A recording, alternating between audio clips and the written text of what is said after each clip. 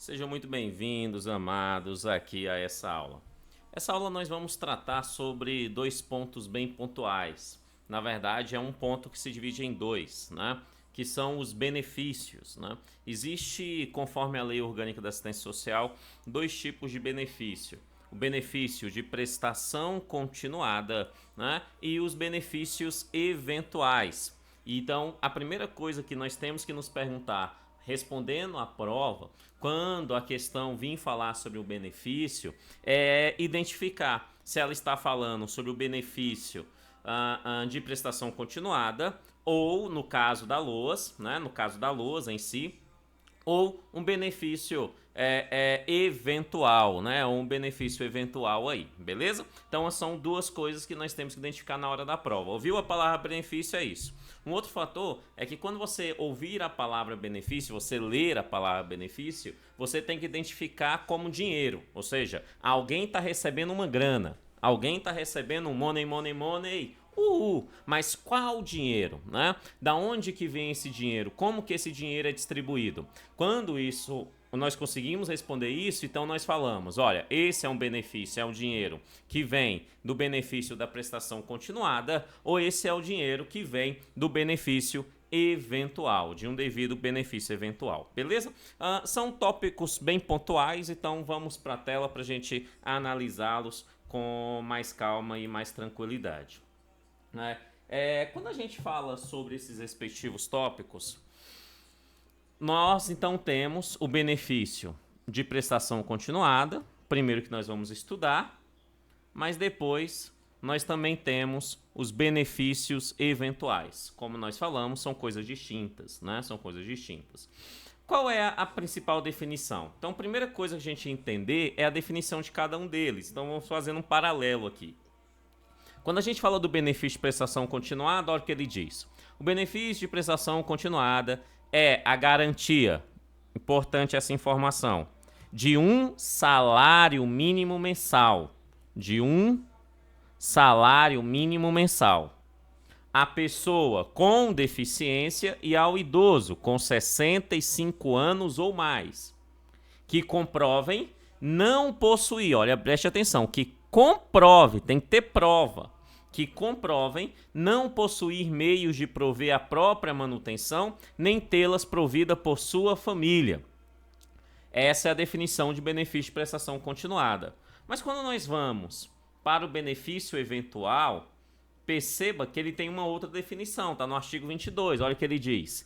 Entende-se por benefícios eventuais as previsões suplementares e provisórias, afinal é eventual, então é suplementar e provisória, e integram organicamente a garantia do SUAS, o Sistema Único de Saúde, e são prestados aos cidadãos e às famílias, em virtude de... Então, o benefício eventual, ele é uma previsão suplementar e provisória, afinal ele é eventual, né? E é oferecido em virtude do nascimento das pessoas, em virtude da morte das pessoas, em virtude de situações de vulnerabilidade temporária e em virtude de calamidade pública.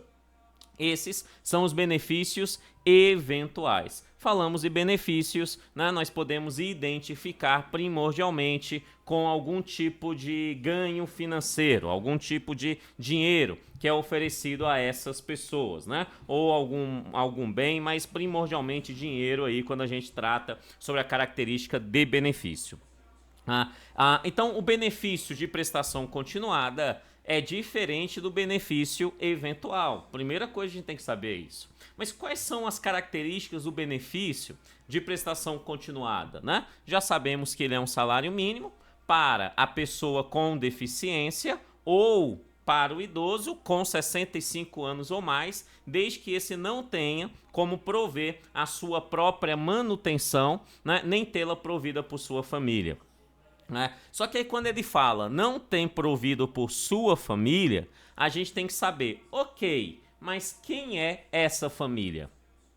É uma pergunta justa, né? Ser provido pela família, ok, mas quem é essa família? Que será calculado aqui para saber se essa pessoa tem direito ou não de receber o benefício de prestação continuada, né? Então, essa família ela é composta pelo o próprio requerente, a pessoa idosa ou a pessoa com deficiência, né? O cônjuge ou companheiro. Diferença básica entre cônjuge e companheiro é que o cônjuge ele é casado civilmente, né? O companheiro não tem esse casamento no civil. Pode ter ali uma união estável registrada no cartório ou não, tá? Não precisa ser registrado em cartório para ser caracterizado companheiro. Tem umas características que definem se é companheiro ou não, né? Tem uma lei, uma relação do Código Civil, uma lei referente ao Código Civil, né? Que vai falar lá de 3 comprovações mínimas para provar que é companheiro, né? Que é bastante simples, tá? Conta de água no nome de um, conta de energia no nome da outra, né? Há ali um filho com certidão de nascimento com o nome do pai e da mãe, já caracteriza ali sim companheiro, perfeito? Então, bastante simples. O que eu quero que você lembre faz parte da família o cônjuge ou companheiro, não precisa você saber a definição de companheiro, mas só por desencargo de consciência do professor, o professor fala. Né? Além disso, também faz parte dessa família os pais e, na ausência de um deles, a madrasta ou o padrasto, né? A madrasta ou o padrasto. Então, cônjuge, companheiro, pais, na ausência de um deles, a madrasta ou o padrasto fazem parte da família, tá? Tá definido como família. Os irmãos, preste atenção. Os irmãos têm uma condição para ser considerado como família. Os irmãos solteiros. Os irmãos solteiros é considerado como família. Né? Os filhos são família, os enteados são famílias, mas tem condição. Né? Tem condição. Filho e enteado tem condição. Qual condição para ser considerado família para fins de recebimento do benefício de prestação continuada? Filhos e enteados solteiros. Solteiros. Né? E os menores tutelados, aqueles que estão sob a tutela, né? daquela casa, daquela família em si. Tá? Então, os menores tutelados, desde que esses menores tutelados vivam sobre o mesmo teto. Né? Vivam sobre o mesmo teto. Então, a definição de família, ela tem aí alguns detalhes que nós não podemos esquecer. Então, é o próprio requerente, cônjuge, companheiro, pais, na ausência dele, madrasta ou padrasto, né? Irmãos solteiros, filhos, enteados, solteiros e menores tutelados que vivam no mesmo teto, né? Lembre que aqui também é solteiro, filhos, enteados, solteiros e menores tutelados, desde que é uma condição também para entrar como família, desde que esse viva sobre o mesmo teto, beleza? Tranquilo? Tá? Só que aí, no próprio caput do artigo, no artigo 20, ele fala quem é o idoso, não fala? Ele fala assim, ó, esse direito de benefício de prestação continuada é oferecido ao idoso com 65 anos ou mais. Já é uma condição. Né? Então, alcançou 65 anos, igual ou maior que 65 anos, né? Já é considerado idoso. Né? Se tiver as outras condições, irá receber o benefício de prestação continuada. Tá? E aí ele fala, além do idoso, ele fala da pessoa com deficiência. Né? Só que ele não me diz quem é essa pessoa com deficiência. Não diz isso no caput, tá? Não diz isso no caput. Na verdade, ele vai nos dar essa definição no parágrafo 2º, né? Ele vai dizer, olha, a pessoa com deficiência é... É interessante perceber que o parágrafo 2º nos dá a mesma definição que o Estatuto da Pessoa Deficiência nos dá, né? E o Estatuto da Pessoa com Deficiência veio depois da Lei Orgânica da Assistência Social. Então, essa definição já existia na Lei Orgânica de Assistência Social antes mesmo do Estatuto da Pessoa com Deficiência. E é exatamente a mesma definição. Interessante isso. Tá? Olha o que ele vem dizer. Para efeito de concessão do benefício de prestação continuada, considera-se pessoa com deficiência. Quem é a pessoa com deficiência? Quem é? Olha bem, aquela que tem, olha que lindo, olha que lindo, olha que lindo, impedimento de longo prazo. Essa, ao meu ver, é a palavra-chave. Porque se o examinador tira esse termo, esse impedimento de longo prazo, não é caracterizado como uma pessoa com deficiência. A própria lei orgânica vai dizer que esse impedimento de longo prazo é aquele impedimento, né, de pelo menos 2 anos. Né, de pelo menos 2 anos. Perfeito? Isso seria um impedimento de longo prazo, conforme a própria lei orgânica da assistência social. Né? Então, a pessoa com deficiência que tem impedimento de longo prazo, aí ele cita as naturezas, seja natureza física, natureza mental, intelectual ou sensorial. Tá? Ou sensorial. É caracterizado aí pessoa com deficiência. Aí ele complementa com qual em interação com uma ou mais barreiras. Barreiras também, para a gente entender bem o termo barreiras, o Estatuto da Pessoa com Deficiência lá define vários tipos de barreiras, né? Barreiras físicas, barreira na comunicação, barreira humana, né? Que são as pessoas mesmo. Ou seja, barreira é qualquer coisa que dificulte o acesso das pessoas com deficiência. Tá? Resumidamente é isso. Então ele está falando, olha, em relação com uma barreira física, mental, intelectual ou sensorial, com uma ou mais barreiras, será caracterizada aí uma pessoa com deficiência. Preste atenção que eu vou usar um exemplo só para os encargos de consciência do professor. Né? Vou usar um exemplo aqui para os encargos de consciência do professor. Vamos colocar uma pessoa obesa. Essa pessoa, ela é obesa há 10 anos. Pergunta: pelo fato dela ser obesa, ela vai ter algumas dificuldades em relação a algumas barreiras? Se tiver algum tipo de barreira, por exemplo, mais lógica, uma barreira física, pode prejudicar essa pessoa? A resposta é sim, pode prejudicar essa pessoa. Né? Um ônibus, por exemplo, que não tenha um local apropriado para uma pessoa obesa sentar, vai dar dificuldades para ela. Né? Aqui no Distrito Federal, por exemplo, né, no Parque da Cidade, né, quem é do Distrito Federal conhece o Parque da Cidade, lá em Brasília. Né? No Parque da Cidade você tem as entradas principais, mas além das entradas principais você tem algumas entradinhas de pedestre, fica próximo às paradas de ônibus, né? Algumas entradinhas de pedestres. Aquelas entradinhas, ela faz meio que um zigue-zague entre as grades, né? Tentar fazer aqui com a mão, deixa eu ver aqui. É mais ou menos isso aqui. Então a pessoa tem que entrar por um lado e sair pelo outro, né? Aquela entradinha, dependendo da obesidade, né? A pessoa tem dificuldade de ter acesso ao Parque da Cidade por aquela entrada. Simples assim, né? Dependendo da obesidade, nem passa por aquela entrada. Né? Então, é óbvio que essa pessoa, ela tem dificuldade, ela está, de certa forma, a longo prazo, é verdade. Mas essa pessoa não é uma pessoa com deficiência. Não, né? Ela é uma pessoa que tem dificuldades motoras no sentido operacional, no sentido do dia a dia, né? Mas ela não é uma pessoa com deficiência, porque para ser uma pessoa com deficiência, olha o termo, né? Ela precisa ser uma pessoa com deficiência de natureza física, ou mental, ou intelectual, ou sensorial. E obesidade não é deficiência física. Não é deficiência física. Perfeito? Então, é a definição. Essa definição é bem importante a gente saber. Tá? Porque ela tem que ter todas essas condições para ser caracterizada, né, aí como pessoa com deficiência. Tá? Então, ela tem que ter...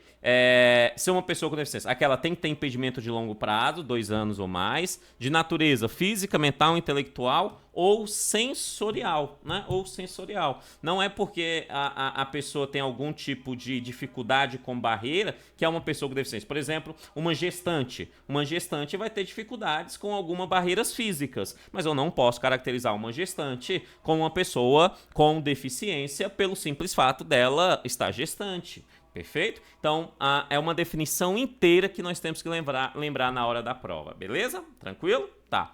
Agora, um outro negócio que o caput vem dizer é, ok, o benefício de prestação continuada é para um salário mínimo mensal, a pessoa com deficiência é o idoso, ok, olha bem, que comprovem não possuir meios de prover a própria manutenção.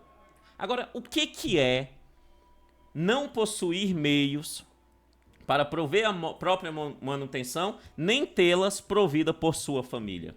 O que é isso? Não, o que é isso? Isso, na verdade, vai estar nos parágrafos 3º essa informação. Ele diz assim pra gente: considera-se incapaz de prover a manutenção da pessoa com deficiência ou idosa a família. Preste atenção. A família. Então tem que fazer o cálculo de quem faz parte da família, tá? Cuja renda mensal per capita seja, palavra-chave, inferior. Inferior não é igual, inferior é inferior. Inferior a 1/4 de salário mínimo. A 1/4 de salário mínimo. Traduzindo, pega todos os membros da família. Quanto que eles ganham? Soma todos, membros da família. Quanto eles ganham? Divide pela quantidade de membros. Por isso que a gente fala de renda mensal per capita. Renda mensal per capita. Divide pela quantidade de membros. Vai dar um determinado valor. Se esse determinado valor for inferior a 1/4 de salário mínimo, a pessoa tem direito ao benefício de prestação continuada, né? Se for igual ou superior a 1/4 de salário mínimo, essa pessoa não tem direito, porque aqui o termo é inferior a 1/4 de salário mínimo. Igual não é inferior, igual é igual. Não pode ser igual, tem que ser inferior a 1/4 do salário mínimo, conforme está na Lei Orgânica de Assistência Social, tá? Então entra o cálculo da família. Kennedy, então entra no cálculo todos os filhos? A resposta é não, não. O filho tem que ser solteiro, lembra? O filho tem que ser solteiro, então não entra toda a família, todos aqueles que a gente pode caracterizar como família. Tem que seguir exatamente essas instruções que se encontram aqui no parágrafo 1º, Aqui que se encontram no parágrafo 1º, esse processo aqui voltado para caracterizar essa devida concessão desse salário, ou melhor, desse benefício de prestação continuada. Perfeito? Então, inferior a 1/4 do salário mínimo. Olha o que ele diz ainda. O benefício que trata este artigo não pode ser acumulado. Isso aqui é muito importante, tá? O benefício que trata esse artigo não pode... Qual benefício que trata esse artigo? Lembra que eu disse? Comecei essa aula dizendo assim, falou em benefício, você tem que se perguntar qual? Qual? Na sua prova, exercício que você está fazendo. Benefício, qual benefício? No caso aqui, como a gente está falando do parágrafo do artigo 20, então é óbvio que ele está falando do benefício de prestação continuada. O benefício de prestação continuada não pode ser acumulado. Não pode ser acumulado com quê? Com qualquer outro no âmbito da Seguridade Social. Preste atenção que ele abre o leque, então.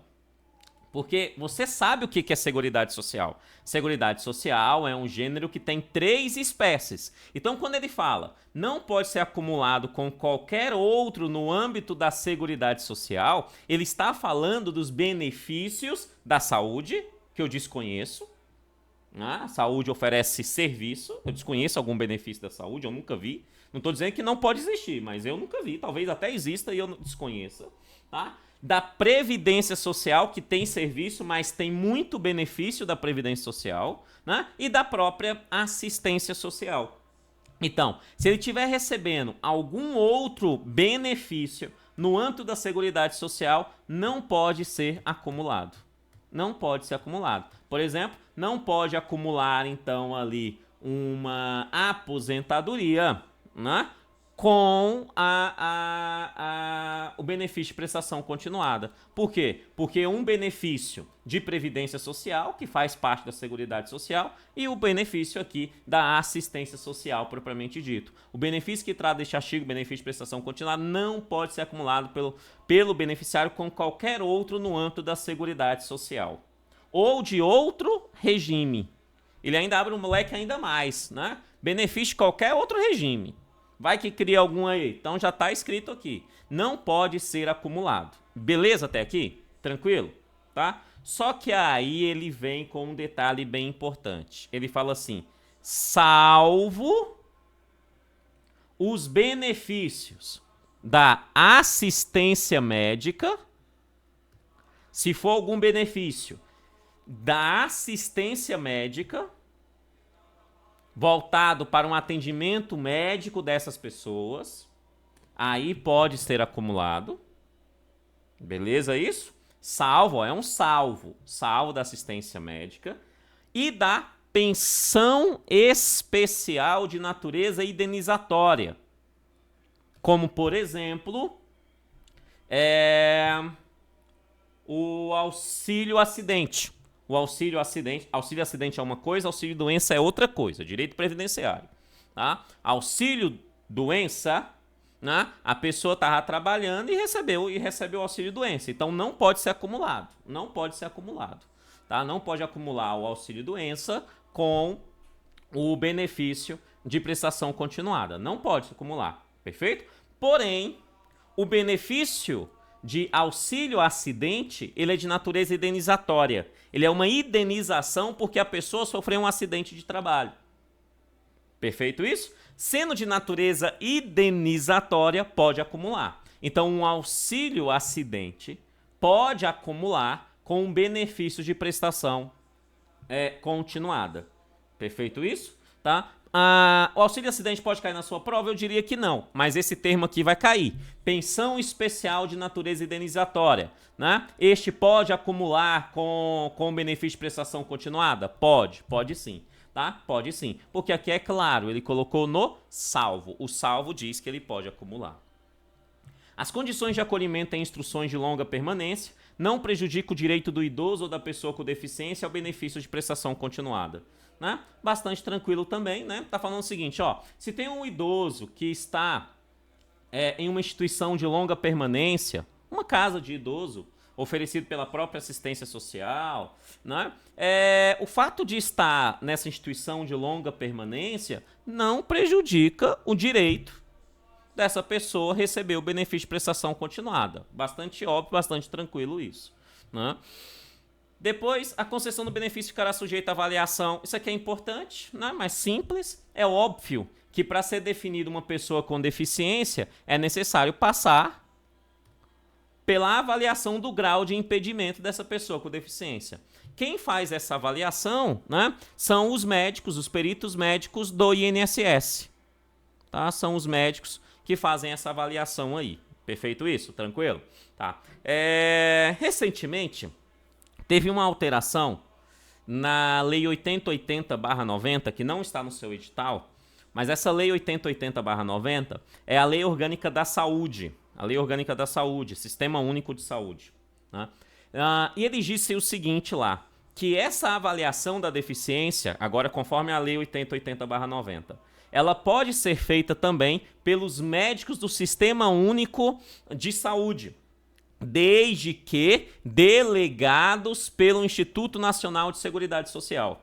Perfeito? Então, por mais que lá esteja falando hoje essa avaliação pode ser feita por médico do SUS, né? Para fins da sua prova, né? Eu quero que você deixe bem claro na sua cabeça. Quem faz a avaliação da deficiência é o médico perito médico do Instituto Nacional de Seguro Social. Né? Só poderá ser do SUS se foi delegado pelo Instituto Nacional de Seguro Social. Ou seja, ele disse, eu não dou conta, então estou delegando ao Sistema Único de Saúde. Perfeito? Para fazer tal ação. Coisa que não é tão simples assim. Perfeito? Então, para fins de prova, claramente, quem faz perícia para avaliação da deficiência é o médico perito de assistência social e por assistentes sociais, né, o médico perito e os assistentes sociais do Instituto Nacional de Seguro Social. Não esqueça dos assistentes sociais. Então, quem faz a perícia é o médico perito e os assistentes sociais do Instituto Nacional de Seguridade Social. Ok?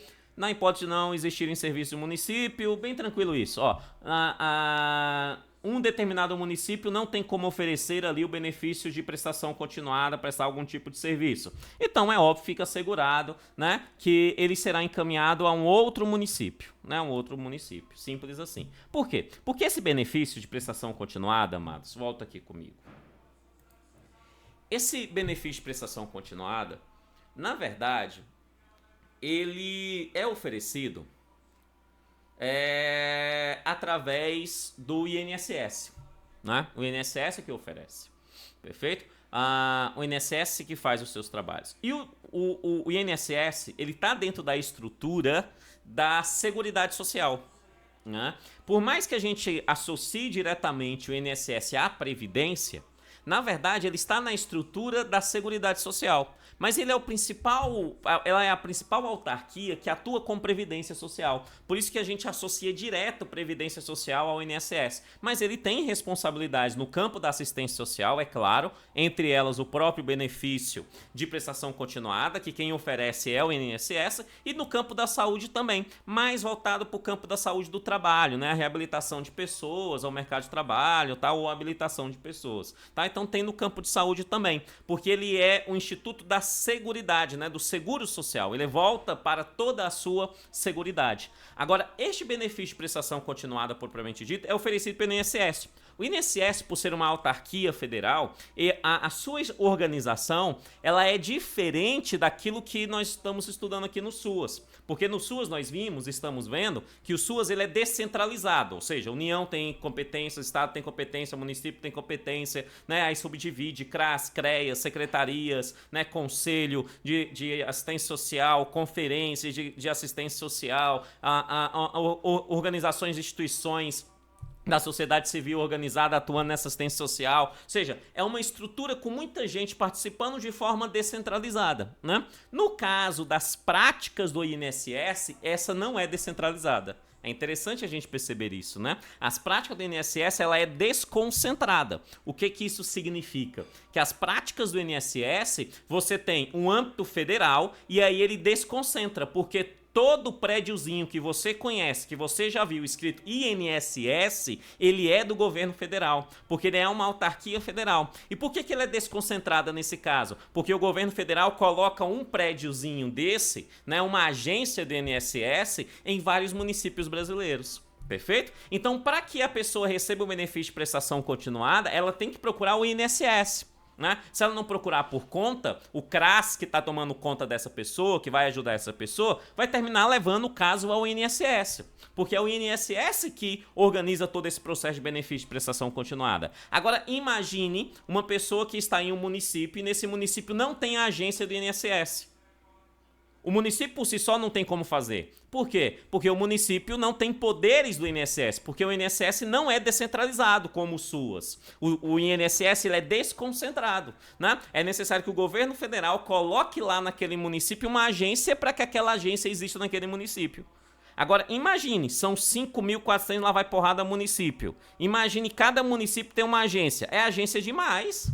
Né? É óbvio que você não vai ter uma agência para cada município. Por isso a Lei Orgânica de Assistência Social, muito sabidamente, ela vai dizer, caso não tenha atendimento no município que você mora, essa pessoa será direcionada a um outro município que tenha um atendimento. Ou seja, a um outro município que tenha o INSS, tenha lá uma agência do INSS, do Instituto Nacional de Assistência Social. Perfeito? Tranquilinho até aqui? Beleza? Bom demais, bom demais. Ok. A renda familiar, aquela inferior a 1/4 do salário mínimo, né, deverá ser declarada pelo requerente, ok, né? E esse tem que apresentar ali, né? Ele fala assim, a renda familiar mensal, deverá ser declarada pelo requerente ou sem representante legal, ou seu representante legal, sujeitando-se a demais procedimentos previstos no regulamento para o deferimento do pedido. Né? Ou seja, ele declara a renda e aí vai ter alguma investigação social para saber se essa pessoa realmente tem direito ou não. Ou seja, demais procedimentos para esse fim. Aí ele vem colocar algumas condições bem importantes que a gente tem que saber, porque isso na mão do examinador é ouro, né? Essas percepções na mão do examinador é ouro. Que é o seguinte, os rendimentos decorrentes de estágio supervisionado e de aprendizagem, Kennedy, é menor aprendiz. Menor aprendiz é uma forma trabalhística brasileira, né, que define que o jovem pode exercer uma determinada profissão a partir dos 14 anos, entre 14 e 16 anos, né, somente como menor aprendiz, ou seja, para fins de aprendizagem, né, e estágio supervisionado. Né. Ele diz o seguinte, que rendimentos referente a estágio supervisionado e aprendizagem, né, não serão computados para fim do cálculo de renda familiar per capita.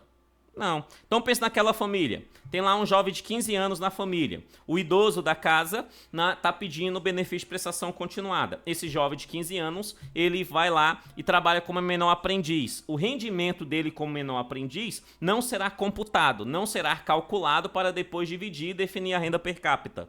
Perfeito isso? Então, o rendimento desse jovem não será calculado, nem fazendo estágio, nem aprendizagem. Por quê? Porque são regras distintas àquelas regras trabalhistas conforme a CLT. Perfeito? Conforme a CLT. Ela tem uma distinção da CLT. Exatamente, e de outras formas trabalhísticas brasileiras, né? Como, por exemplo, a 8.112 ou as leis estaduais, né? No caso do DF, a 840, né? Que define a forma trabalhística que será oferecida. Né? Esses dois têm modelos distintos de tais ações. Né? Por isso, eles não serão computados. Afinal, nós estamos falando de dois processos de aprendizagem. Por que alguém faz um estágio? Em tese, e aí eu vou trabalhar em tese. Em tese, uma pessoa que faz um estágio é para aprender aquela profissão. Em tese, uma pessoa que entra como menor aprendiz, ela faz aquilo para aprender aquela profissão. Né? Então, o foco não é a remuneração. O foco é a aprendizagem.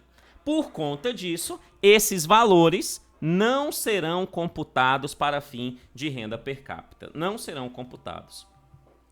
Parágrafo 10º, ele fala sobre o impedimento de longo prazo. Ele só está falando o prazo, né? Já citei para vocês. Longo prazo para a pessoa com deficiência, né? Aquele que produz efeitos pelo prazo mínimo de 2 anos. Né? Aqueles que ocupam efeito prazo mínimo de 2 anos. Parágrafo 11, para a concessão do benefício, poderão ser utilizados outros elementos, bastante tranquilo também, né? Ele está dizendo o seguinte, que para que a família receba o benefício, para que o idoso, a pessoa com deficiência, receba o benefício de prestação continuada, né? Ele fala, poderão ser utilizados outros elementos probatórios, né? Outros elementos probatórios, para provar condição de miserabilidade do grupo familiar e da situação de vulnerabilidade conforme o regulamento. Né? A gente só não pode esquecer, né? Que quando a gente fala de outros elementos comprobatórios, não estão aí elementos vexatórios. Você não pode esquecer disso. Os elementos vexatórios, eles são proibidos. Nós já vimos isso em aula anterior. Ações vexatórias para provar alguma coisa é proibido, perfeito? Então, além daquelas regras, outros elementos para provar a miserabilidade, né? No Brasil, o termo miséria é um termo pejorativo, né? Não deveria, mas é um termo pejorativo. Né? Não deveria ser apenas uma condição socioeconômica, mas no Brasil é um termo pejorativo. Né? Então ele usa o termo miserabilidade, tranquilo, porque é um termo adequado, sim, tá? Mas no Brasil o politicamente correto termina nos levando a falar como, por exemplo, extrema pobreza, tá? Mas caiu miserabilidade sem maiores problemas, tá? Pode entender como coerente dentro da assistência social. Então ele fala, pode sim provar, buscar outros elementos probatórios para a miserabilidade. Pode sim, perfeito? Pode sim. Desde que esses elementos não sejam vexatórios. Nós já vimos isso lá atrás. De boa isso? Tá? Bom demais. Beleza. O artigo 21, ele fala sobre o benefício de prestação continuada, ele fala de alguns detalhes importantes. Antes de ir para o artigo 21, eu quero trocar uma ideia com você.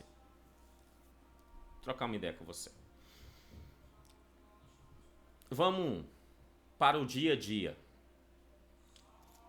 Se você for conversar com um idoso, ou com uma pessoa com deficiência, ou com um familiar de um idoso, ou com um familiar de uma pessoa com deficiência, que essas pessoas recebem o benefício de prestação continuada, quando elas forem falar sobre o seu benefício, elas vão usar o termo aposentadoria.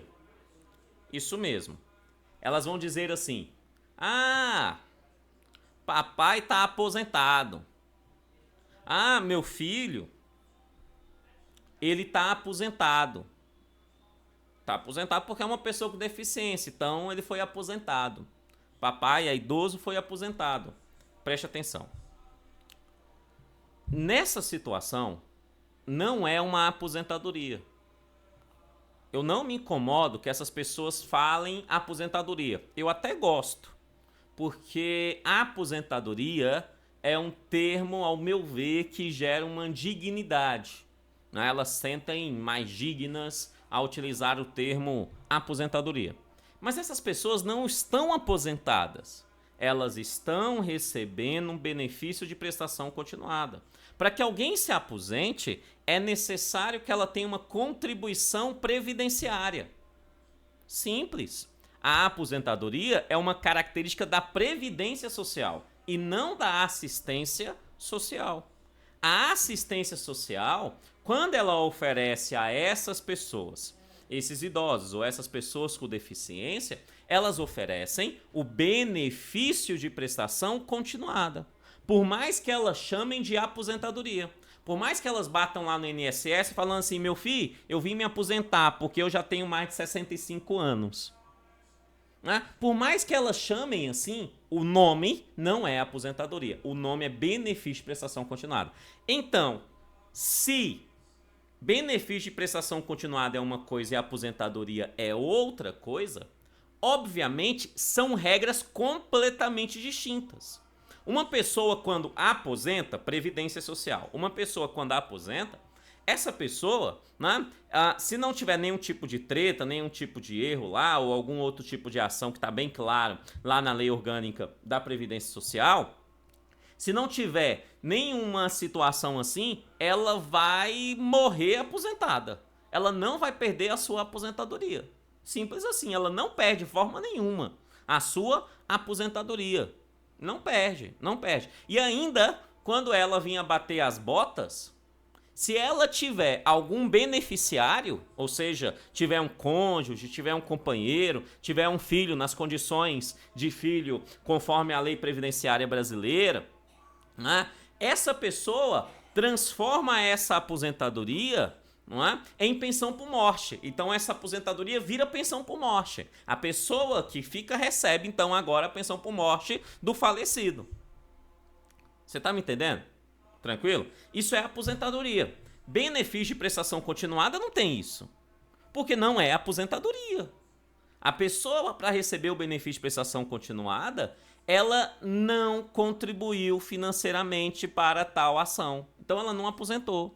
Ela recebe o benefício de prestação. Então, resumidamente se essa pessoa bateu as botas, esse benefício não fica para ela.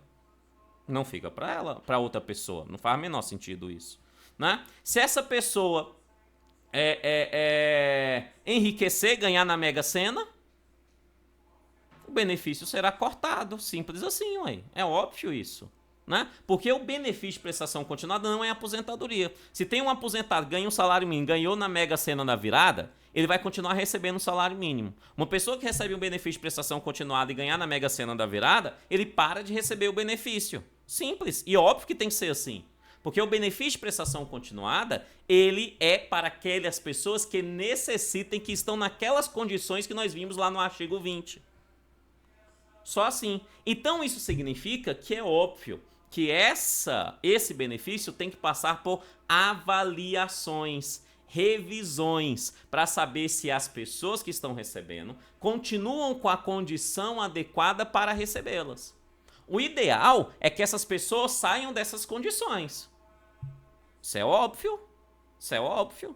Não é? Quando o idoso sai da condição de receber o benefício, é melhor para o idoso, porque ele está conseguindo se manter economicamente por outros meios, que não os meios do benefício na assistência social. Mas se ele se mantém dentro daquelas condições, aí ele tem direito àquele benefício de assistência social, aquele benefício de prestação continuada durante esse seu período, né, que está vulnerável economicamente e socialmente dentro daquela condição. O mesmo com a pessoa com deficiência. Então tem uma pessoa com deficiência, está nas condições lá todas adequadas, está recebendo benefício. Conseguiu um emprego para ganhar um salário mínimo. Opa, calma aí. Então isso significa que o benefício dela será cessado.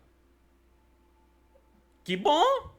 Que bom, por que bom? Que bom, porque agora ela está exercendo uma ação profissional. Não é? Ah, quando ela perdeu o emprego, passou ali todo o período, não conseguiu nenhum outro emprego. Opa! Então isso significa que ela pode agora requerer novamente o benefício. Se ela voltou para a condição anterior, ela pode requerer novamente o benefício. Não é? Então, por quê? Porque esse benefício ele não é até a morte. É isso que eu quero que vocês lembrem.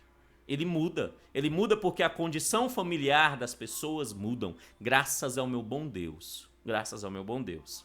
E um trabalho primordial da assistência social é agilizar essa mudança. É agilizar esse caminho.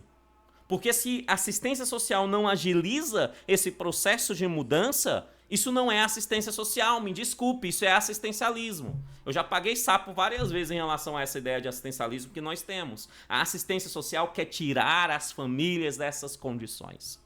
E elas irão exercer ações para tal fim. A assistência social não é aquela que só dá o benefício e deixa o benefício lá.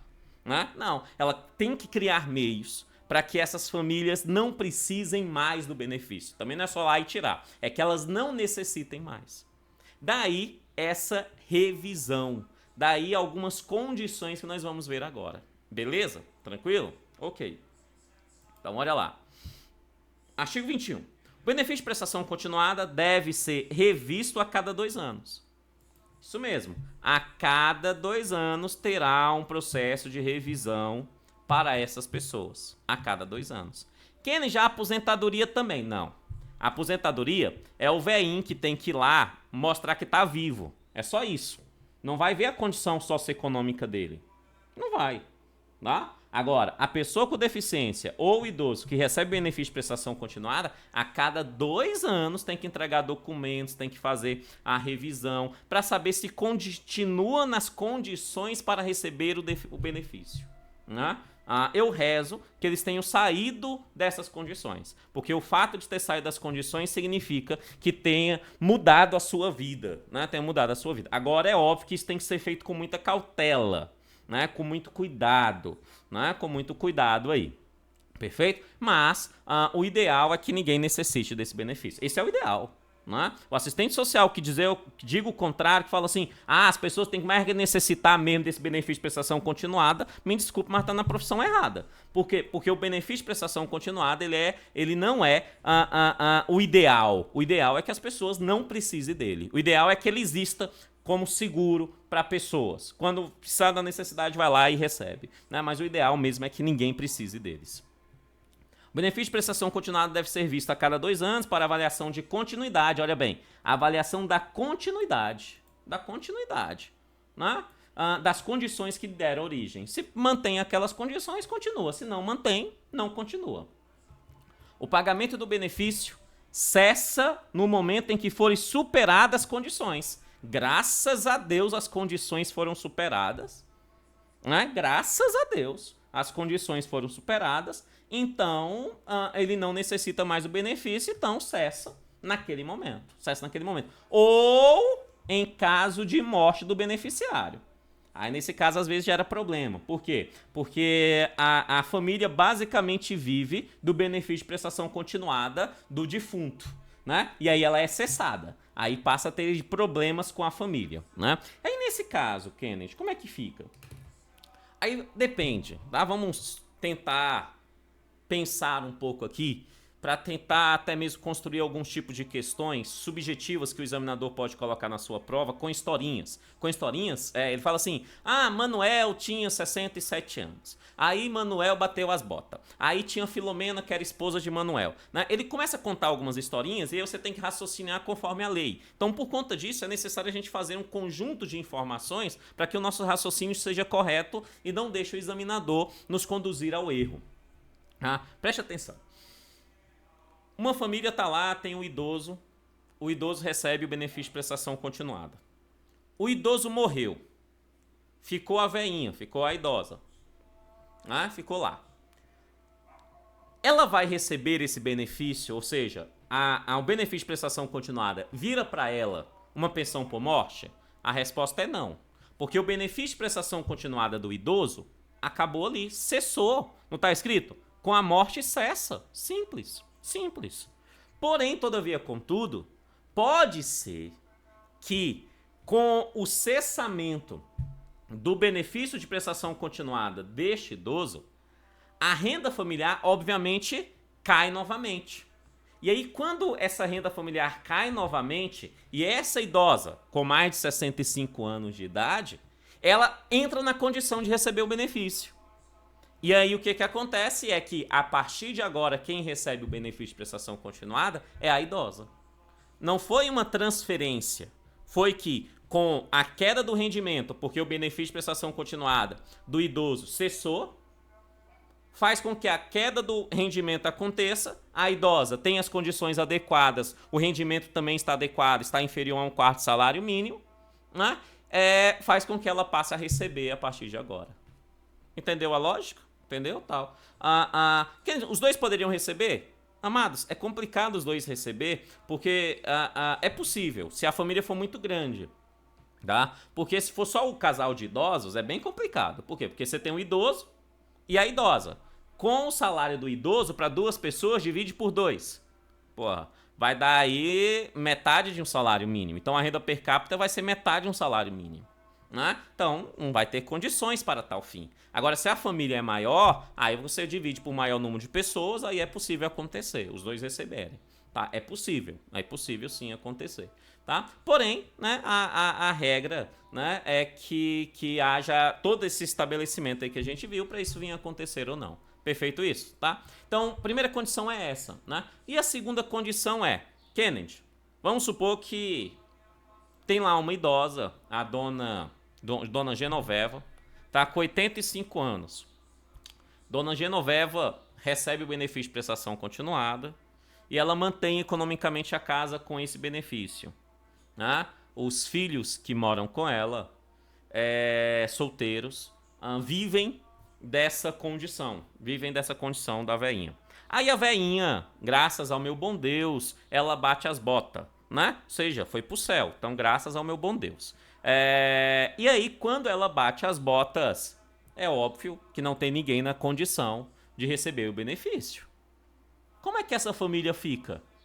Simples.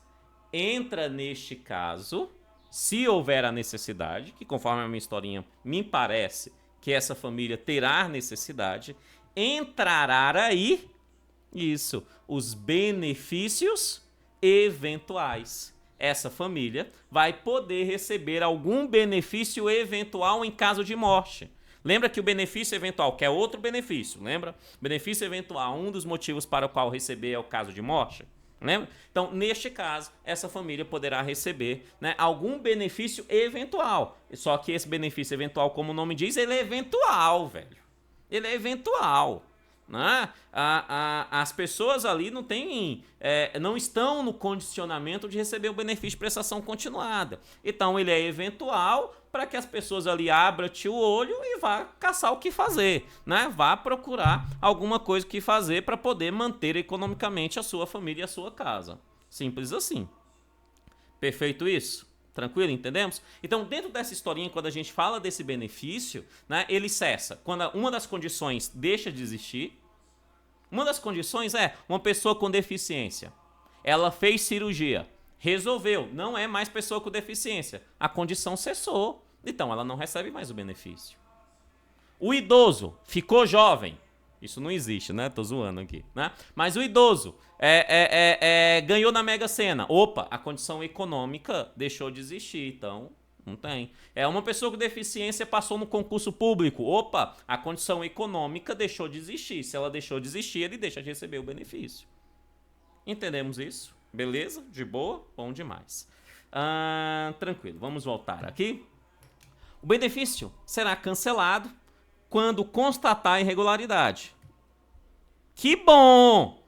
Porque nós cego tem que mais que sofrer mesmo. O cara tá recebendo irregularmente, tem que cessar, tem que ser cancelado, né? Tem que ser cancelado. Tá recebendo indevidamente, tem que ser cancelado. Isso é óbvio, é dinheiro público, né? Tem que ser cancelado. Dinheiro público, mas é seu dinheiro, é seu bolso que está sendo colocado ali. Isso significa dinheiro público. A gente fala dinheiro público, parece que é um dinheiro dos outros. Não, pô, é o meu dinheiro, é o seu dinheiro que está sendo colocado ali. Se a pessoa está recebendo irregularmente, tem que ser cancelada a concessão, né, desse benefício. Perfeito? Agora, constatar irregularidades tanto na concessão ou na utilização desse benefício. Constatou irregularidade, será cancelado. Será cancelado. Obviamente, sendo referente todo o processo legal, sendo garantido a essa pessoa o contraditório, a ampla defesa, administrativamente. Tá? Isso aqui é uma decisão administrativa. Aí, caso administrativamente essa família venha perder, aí pode procurar um âmbito judicial. Pode, sem problema, procurar um defensor público, e aí o defensor público entrar no juiz ali e tal, para tentar resolver a situação. Mas, em regra, se administrativamente comprovou ali, né, constatou irregularidade, velho, cancela sem choro nem vela. Beleza. O desenvolvimento das capacidades cognitivas, motoras ou educacionais, realização de atividades, preste atenção, ó, não remuneradas, de habilitação e reabilitação, a pessoa está se desenvolvendo, é uma pessoa com deficiência, ou um idoso também tá, de certa forma, né, e ela está se desenvolvendo, né, com capacidades cognitivas, motoras e educacionais, né, sem não remuneradas de habilitação e reabilitação. Né? Ele fala assim, entre outras, não constitui motivo para suspensão ou cessação do benefício. Claro, amados, que não tem motivo, porque não mudou a condição. A pessoa está sendo habilitada e reabilitada. Ela não está nem recebendo para isso. Né? Então ela só está passando por habilitação e reabilitação. Aí depois que ela foi reabilitada, voltou ao mercado de trabalho, aí há motivo. Aí há motivo. Perfeito? Aí há motivo para cessar ali o benefício. Perfeito? Mas enquanto ela está passando por esse processo, não tem remuneração, não faz o menor sentido. 4. A cessação do benefício de prestação continuada concedida à pessoa com deficiência não impede nova concessão do benefício. Isso é óbvio, né? Óbvio, Kennedy, é óbvio. Eu já até citei um exemplo, vou voltar a ele.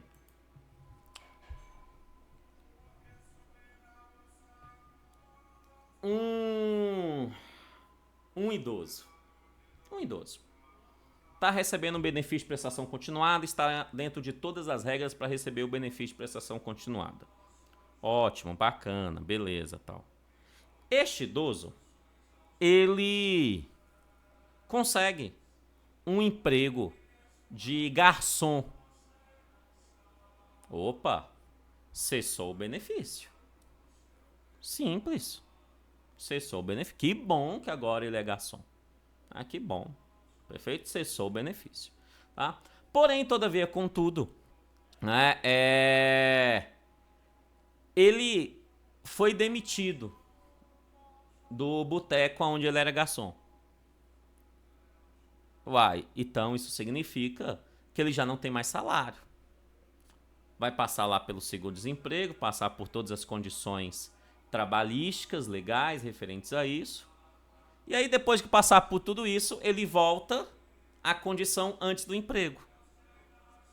Óbvio, se ele volta à condição antes do emprego, ele vai lá e pede novamente o benefício de prestação continuada. Uma vez cessado o benefício, não impede que a pessoa entre novamente com um pedido para receber o benefício. Lógico isso.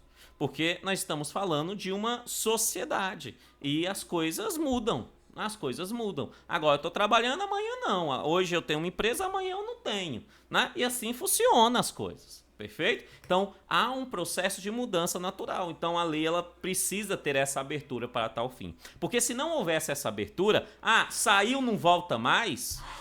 Amados, as pessoas nem tentariam sair, a maioria delas. Saindo, podendo voltar, muitas delas não tentam nem sair. Imagine não podendo voltar. Aí que não ia tentar mesmo sair dessa situação, afinal está recebendo benefício. Então, dentro dessa condição, é óbvio que é necessário esse retorno. Isso é óbvio. Isso é óbvio. Ok.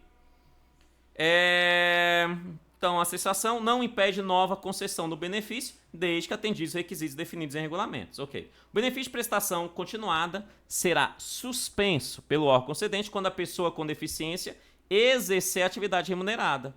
Já essa ideia que a gente falou, inclusive na condição de microempreendedor individual.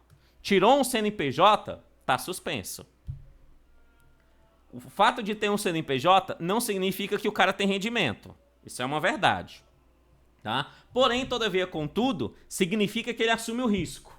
Então, se ele assume o risco, será suspenso o seu benefício. Começou a exercer uma atividade remunerada, carteira fechada, passou num concurso público, né, conseguiu um cargo de comissão, né, está exercendo algum tipo de atividade remunerada no campo, né, e aí tem alguns mecanismos que CLT define e outras legislações definem possível, inclusive na condição de microempreendedor individual, será suspenso o seu benefício. Simples assim. Simples assim. Entendemos? Beleza? Agora, suspenso não significa que é para todo sempre. Né? Eu espero que seja, ou seja, eu espero que essa pessoa nunca mais necessite do benefício de prestação continuada. Mas, Kennedy, não deu certo o botequinho que ela estava aprendendo, não deu, que ela estava abrindo, não deu certo. O povo lá, todo mundo da cidade dela virou evangélico e não toma mais pinga, não toma mais pitu. E aí o cara pegou um dinheirinho, comprou um monte de pitu pra vender na esquina, montou uma empresazinha pra isso e ninguém toma pitu. Que cidade é essa que ninguém toma pitu? Pelo amor de nosso Senhor Jesus Cristo. Aí o cara não dá conta de manter essa situação. Como ele não dá conta de manter essa situação, é óbvio que ele volta à condição anterior. Voltando à condição anterior, ele vai lá, fecha a empresa dele, porque se tiver com o CNPJ aberto, ele continua sendo microempreendedor, ele fecha a empresa dele, ao fechar a empresa dele, ele volta à situação anterior e aí ele volta a ter a concessão desse respectivo benefício. De boa, né? Extinta a relação trabalhista ou atividade empreendedora, tranquilo, né? O cara começou a trabalhar, aí, ou atividade empreendedora, deixa artigo, ou seja, montou a empresa, deixa artigo e quando for o caso, encerrado o prazo do pagamento de seguro-desemprego, enquanto ele está recebendo seguro-desemprego, é um benefício, né, que não pode somar com o benefício de prestação continuada, está no seguro-desemprego, está no seguro-desemprego, agora acabou o seguro-desemprego e não tendo o beneficiário adquirido direito de qualquer benefício previdenciário, ou seja, não tem nenhum tipo de benefício da Previdência, poderá ser requerida a continuidade do pagamento do benefício suspenso. Óbvio, né? Óbvio. Agora tem um detalhe importante. Sem necessidade de realização de perícia médica ou reavaliação dessa deficiência. Amados, isso é óbvio.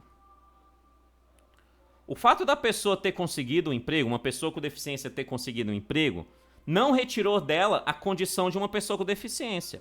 Se ela já recebia o benefício, isso significa que ela já tinha passado pela avaliação. Então, ela perdeu o emprego, ela pede novamente ali o benefício, sem necessidade de realização de uma perícia médica. Isso é óbvio. Agora a gente não pode esquecer o seguinte. Você lembra, vou até subir aqui. Cadê? Aqui. Artigo no caput. E você lembra que esse benefício de prestação conjunta deve ser revisto a cada 2 anos? Lembra disso? Agora, então, ou seja, isso significa que ele não precisa passar por uma nova reavaliação, desde que isso aconteça dentro desse prazo de 2 anos. Óbvio, tanto que ele fala assim, ou a reavaliação da deficiência do grau de capacidade para esse fim, respeitado o período de revisão previsto no caput do artigo 21. Né? O cara começou a trabalhar, 4 anos depois ele foi demitido. Então ele tem que passar novamente por uma avaliação. Lógico, por quê? Porque passou o prazo de revisão. Não, ele entrou agora, está recebendo um benefício há 1 ano, conseguiu um emprego, suspendeu o benefício, 6 meses depois foi demitido, recebeu 3 meses de seguro-desemprego, né?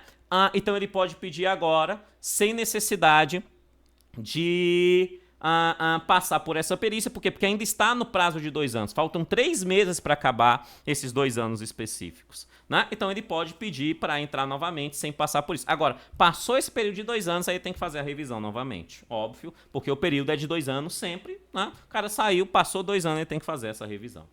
Beleza. A contratação de pessoa com deficiência como aprendiz não acarreta suspensão do benefício. Nós já vimos, né, que quando não conta nem no cálculo familiar, né? Então, também a contratação da pessoa com deficiência não acarreta nesse benefício. Porém, se é da própria pessoa com deficiência, esse prazo dele aprender, dele trabalhar como aprendiz, existe um limite, que é o limite de 2 anos recebendo concomitante a remuneração de menor aprendiz com o benefício. Kenneth, por que existe um limite só de 2 anos? Moço, em 2 anos esse menino já aprendeu. Oxi! Porque se não houver esse prazo limitante, né, é uma forma de enganar o Estado. Ou seja, ele recebe lá como menor aprendiz um salário mínimo. Sim, eu sei que o menor aprendiz pode receber menos de um salário mínimo, mas tem menor aprendiz que recebe um salário mínimo. Perfeito? Então, ele recebe lá, vamos supor que ele receba como menor aprendiz um salário mínimo e o benefício que é um de salário mínimo. E aí ele fica como menor aprendiz 50 anos. É óbvio que não faz o menor sentido isso. Né? Então você limita isso. Você limita, não. 2 anos concomitantemente. É o máximo que você pode receber. Depois, ou você vai entrar na CLT, trabalhar bonitinho ali, fichadinho, sem ser mais aprendiz, afinal 2 anos trabalhando com isso, tu aprendeu o negócio, né? Ou né, você sai fora e fica aqui com o benefício. Simples assim, perfeito? Então há essa regra básica. Agora a gente não pode esquecer de forma nenhuma. Aqui a gente está falando da própria pessoa com deficiência. Se for um filho da pessoa com deficiência, esse rendimento que ela tem como menor aprendiz não entra no cálculo per capita. Vou até voltar lá, só para os encargos de consciência do professor. Cadê? Aqui, parágrafo 9º do artigo 20.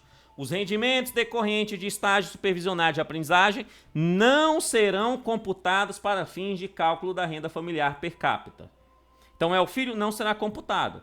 A própria pessoa com deficiência não será computado. Não será computado. Porém, se é a própria pessoa com deficiência, tem um prazo para ser concomitante. E esse prazo é de 2 anos. Esse prazo é de 2 anos aí. Beleza? Tranquilo? Bom demais. E assim, nós encerramos os benefícios de prestação continuada e nos adentramos aos benefícios eventuais. Aos benefícios eventuais. Né? Quando a gente fala sobre os benefícios eventuais, aqui eles, a gente volta lá na aula anterior que nós falamos sobre as competências. E eu quero muito destacar esses benefícios eventuais como a principal responsabilidade dos municípios e do Distrito Federal, que nós vimos que o DF é híbrido, então tem funções municipais também. Dos municípios, né? Por quê? Porque eu volto àquela pergunta que eu fiz na aula passada. Aonde que a pessoa mora? Resposta: a pessoa mora no município. Né? Então, onde a pessoa nasce? No município. Onde ela morre? No município. Onde tem situação de vulnerabilidade temporária? No município. Onde que acontece a calamidade pública? No município. Então, se a pessoa morre no município, se a pessoa mora no município, a regra é que esses benefícios eventuais sejam de característica e responsabilidade municipal. Porém, todavia, contudo, você tem que lembrar que o maior ajuda o menor. Então, o município é responsável por esses benefícios eventuais. Porém, o Estado pode ajudá-lo nesses benefícios. A União pode ajudá-lo nesses municípios, nesses benefícios eventuais. Por quê? Porque o maior ajuda o menor. O maior ajuda o menor. No caso do DF, o DF é responsável. Só que quem é maior do que ele? A União. Então, a União pode ajudá-lo no caso desses benefícios eventuais. Perfeito isso? Tranquilo? Então, olha o que ele diz. Benefícios eventuais. Eles são suplementares e provisórios. Não há continuidade. Não há continuidade neles. Né? Eles são oferecidos aos cidadãos e às famílias. Ok. Pela virtude de nascimento, morte, situação de vulnerabilidade, calamidade pública. Já vimos isso. Aí ele dá mais uma definição. Ele fala assim: a concessão e o valor dos benefícios que trata este artigo serão definidos pelos estados, Distrito Federal e municípios. O que nós estamos falando? Isso mesmo. Então anota aí essa palavra que você me disse. Anota aí.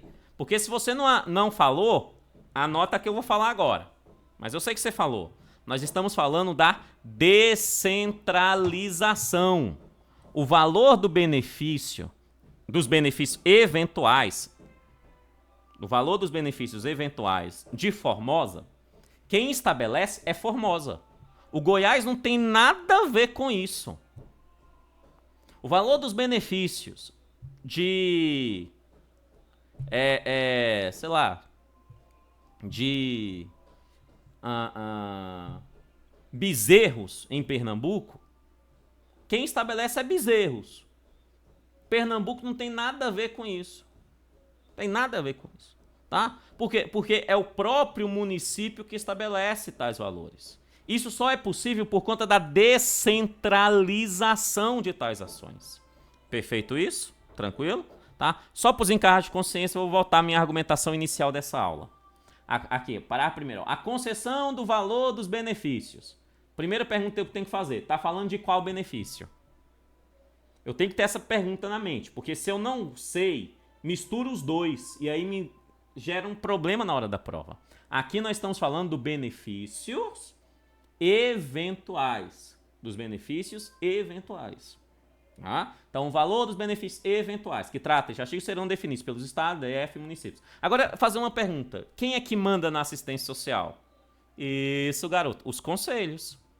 Em âmbito federal, o Conselho Nacional. Em âmbito do município, o Conselho Municipal. No DF, do DF e do Estado, do Estado. É por isso que ele fala.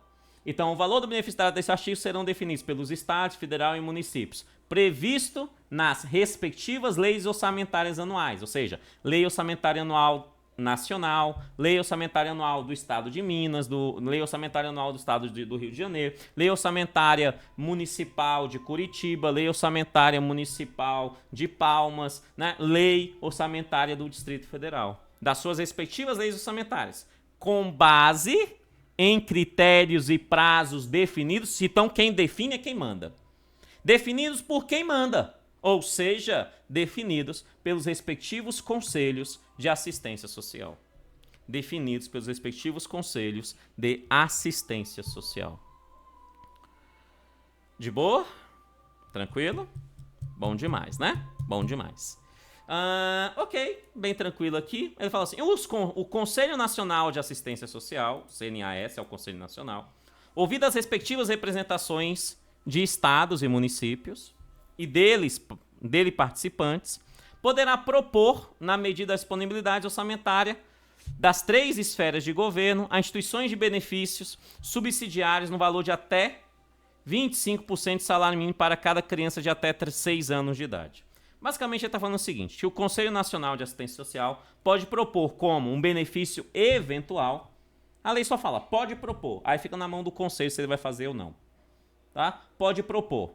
Né? Poderá propor na medida da disponibilidade orçamentária, tem que ter orçamento para tal fim.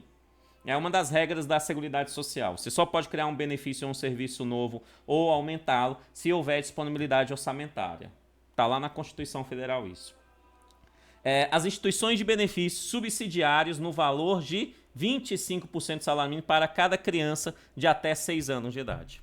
Agora, esse fato dele poder fazer isso, é óbvio que essas crianças têm que estar em famílias com condições adequadas para receber esses benefícios. Não é toda e qualquer criança com 6 anos, de até 6 anos de idade, que a família teria direito a esse benefício. Basicamente, eu quero que você lembre o seguinte, que o Conselho Nacional de Assistência Social, ele pode, tendo a disponibilidade do orçamento, instituir ali um benefício subsidiário, ou seja, um benefício eventual subsidiário, né, no valor de até 25%. Basicamente isso. Os benefícios eventuais subsidiários não poderão ser acumulados com aqueles instituídos pela Lei 10.954 de 2004 e a 10.548 de 2002. Outras leis que tratam sobre outros benefícios. Basicamente, então, benefícios eventuais, você tem que lembrar, não poderão ser acumulados. Afinal, eles são eventuais. Eles são eventuais aí.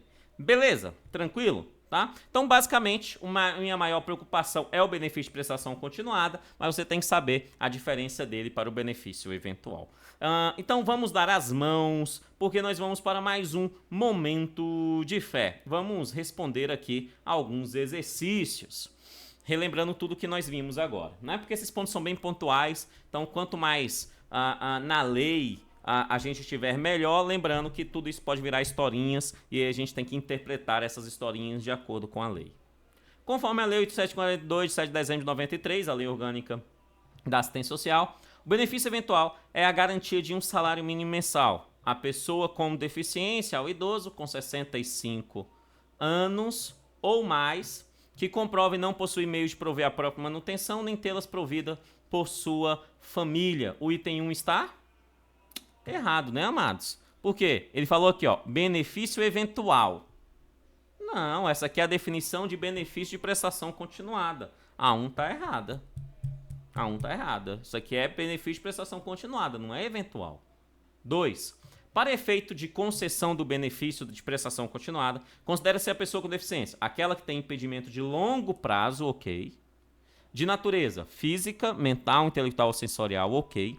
O qual em interação com uma ou mais barreiras, ok. Pode obstruir sua participação plena e efetiva na sociedade em igualdade de condições com as demais pessoas.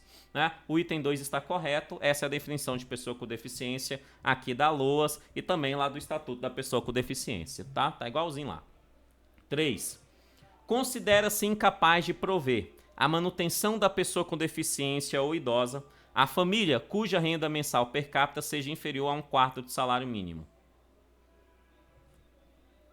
Correto, né? Ele falou, ó, considera incapaz de prover a manutenção da pessoa com deficiência ou idoso a família cuja renda mensal per capita seja inferior. Lá tá falando, é inferior mesmo.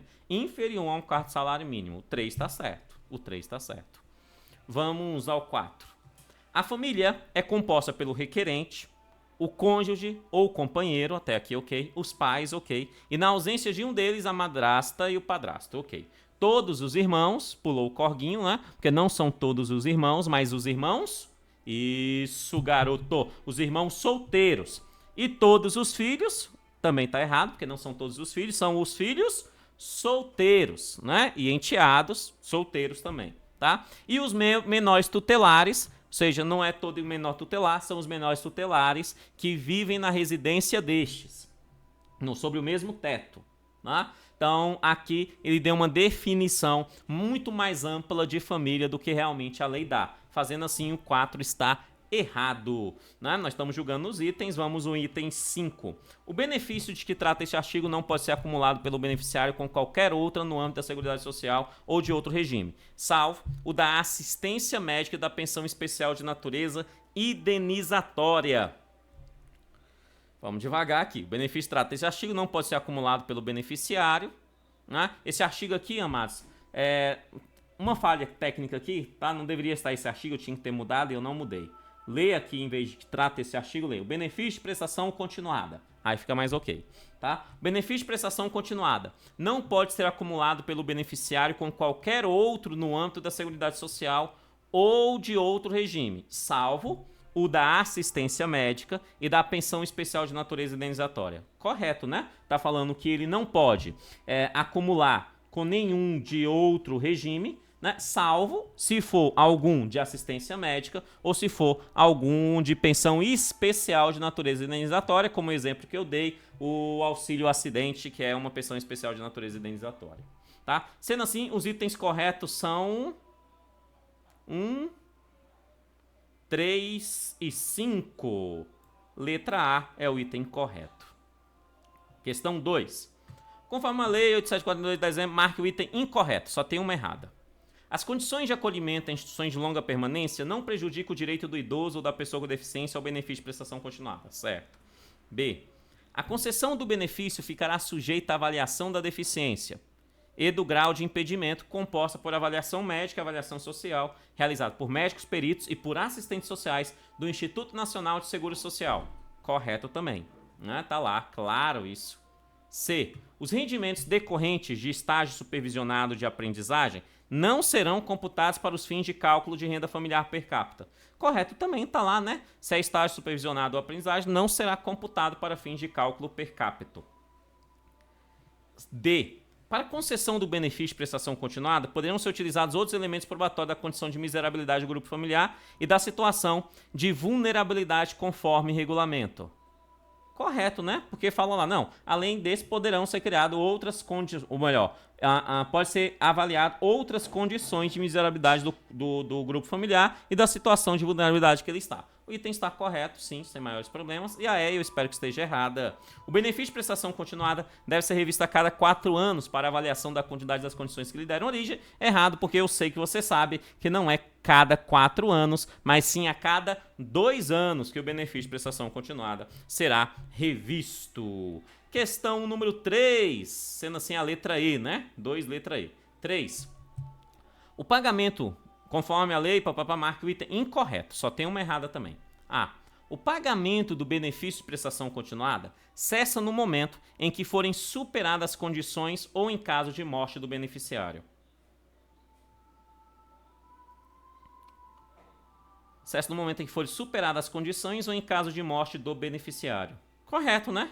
Corretíssimo. É prestação continuada, superou as condições estabelecidas na lei ou morreu, cessou o benefício, o item A está correto. B. O benefício de prestação continuada será suspenso pelo órgão concedente quando a pessoa com deficiência exercer atividade remunerada, salvo na condição de microempreendedor individual. Errado, né, amados? Porque é inclusive na condição de microempreendedor individual. Inclusive, não é salvo. Né? É inclusive. Entrou como microempreendedor individual, será suspenso o benefício de prestação continuada. Sendo assim, encontramos a errada, a incorreta é a letra B, a B que está incorreta. Vamos ler as outras só para os encargos de consciência do professor. O benefício de prestação continuada será cancelada quando se constatar irregularidade de sua concessão ou utilização. Graças a Deus isso deve acontecer e o item está certo. D. O desenvolvimento das capacidades cognitivas, motoras ou educacionais e a realização de atividades não remuneradas de habilitação e reabilitação, entre outras, não constituem motivo de suspensão ou cessação do benefício de prestação continuada da pessoa com deficiência. Correto, né? O cara tá ali tendo desenvolvimento cognitivo, motor, com atividade não remunerada, né? Não vai suspender ou cessar o seu benefício. O item está correto. E a cessação do benefício de prestação continuada concedida à pessoa com deficiência não impede nova concessão do benefício, desde que atendidos os requisitos definidos em regulamento. Correto, né, amados? Tá? Não impede realmente a concessão de um novo benefício, desde que atendidos os requisitos definidos no regulamento, desde que ele mantenha ali as condições anteriores ao emprego, né, ao emprego que ele tem. Beleza? Que ele perdeu agora. Então, o item E está correto. Vamos à última questão, questão número 4. Lá fala assim. Conforme a Lei 8.742, marque o item incorreto também. A. Extinta a relação trabalhista ou atividade empreendedora. Quando for o caso, encerrado o prazo de pagamento do seguro-desemprego e não tendo o beneficiário adquirido direito a qualquer benefício previdenciário, poderá ser requerida a continuidade de pagamento do benefício da prestação continuada, suspenso, sem necessidade de realização de perícia médica ou reavaliação da deficiência e do grau de incapacidade para esse fim, respeitado o período de revisão. O item está perfeito, perfeito, certíssimo. Fala todos os detalhes, inclusive o finalzinho aqui, ó, respeitado o período de revisão. Qual é o período de revisão? Isso mesmo, garoto, 2 anos, né? Respeitado esse período de revisão, não precisa passar pela perícia. Se passou dos 2 anos, aí tem que passar pela perícia. Sendo assim, o item A está correto, nós queremos a incorreta, vamos ver qual é. B. A contratação de pessoa com deficiência como aprendiz não acarreta a suspensão dos benefícios de prestação continuada, limitada a 2 anos o recebimento concomitante da remuneração e do benefício. Tá correto, né? Ó, foi contratado como aprendiz, não perde o benefício. A pessoa com deficiência não perde o benefício. Foi contratar com benefício. Agora, ele só pode receber concomitantemente a remuneração como aprendiz e o benefício de prestação continuada por um limite de 2 anos. O item B está corretíssimo. Corretíssimo, corretíssimo, corretíssimo. Vamos ao item C. Entende-se por benefício de prestação continuada as provisões suplementares e provisórias que integram organicamente a garantia do SUAS. Entende-se por benefício de prestação continuada as provisões suplementares e provisórias? Óbvio que não, né, amados? Ele está me dando a definição de benefício eventual, mas ele está falando do benefício de prestação continuada. O item C está errado, encontramos a errada, o incorreto é o item C, porque aqui é o benefício eventual, os benefícios eventuais que garantem as provisões, são provisões suplementares e provisórias. Os eventuais. Benefício de prestação continuada não é isso, ele misturou os dois, fazendo assim o item 6 está errado. Vamos ler o D e o E só para os encargos de consciência do professor, mas nós já encontramos o errado, que é o C. D. Os benefícios eventuais são prestados aos cidadãos e às famílias em virtude de nascimento, morte, situação de vulnerabilidade temporária e calamidade pública. Tá todos aí, né? Ó, nascimento, você tem que lembrar. Morte, situação de vulnerabilidade temporária e calamidade pública, correto? E aí, a concessão e o valor dos benefícios eventuais que trata este artigo, né, serão definidos pelo Estado, Distrito Federal, município, serviços das respectivas leis orçamentárias, com base em critérios e prazos definidos pelos respectivos conselhos de assistência social. Correto, né? É a descentralização, os estados federal que fazem o valor dos benefícios eventuais, né, mediante ali os critérios e prazos definidos, ou seja, por quem manda, pelos respectivos conselhos do Estado, município, DF, e assim do Distrito Federal, municípios, conselhos em si, geral, vão definir essas ações aí dos valores dos benefícios eventuais de cada localidade, né? Crianças no meu coração, muito obrigado por sua atenção e até a próxima aula. Valeu, tchau, tchau.